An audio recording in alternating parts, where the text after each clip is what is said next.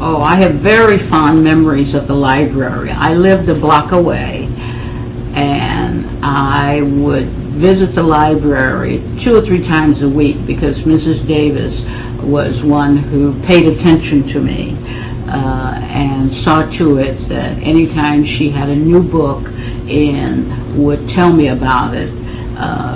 Of course, when I was growing up, every girl had a middle name. I was Fay Helen.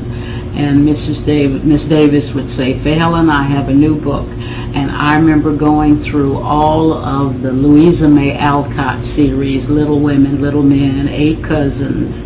They were my first real introduction to what I would call heavy reading.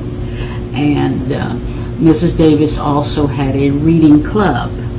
And so many books, and she would give you a card, and as you checked out books, and she would also make sure that you had read them because she would ask you questions about them. But there was another thing about her which made her special to me. Miss Davis used to have to come to meetings at the Central Library. She would sometimes bring books back,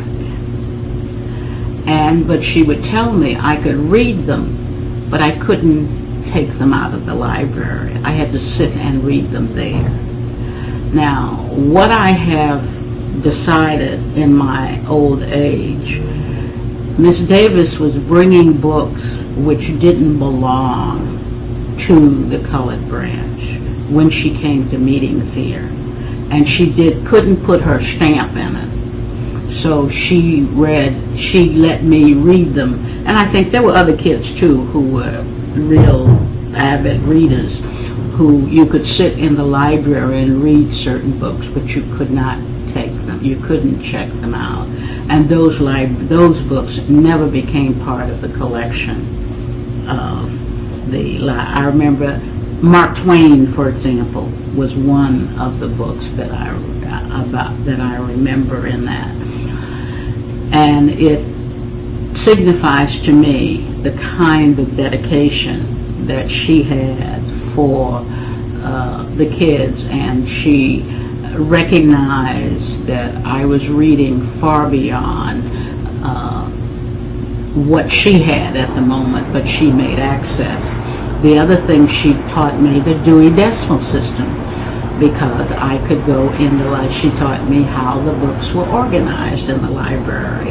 And sometimes she would make me the assistant for the day, and that meant, will you go and get a science book for somebody? Would you get a poetry book for somebody? And it really made me feel, of course, very special. So I have very fond memories of the colored branch of the Rosenberg Library and Lillian Davis.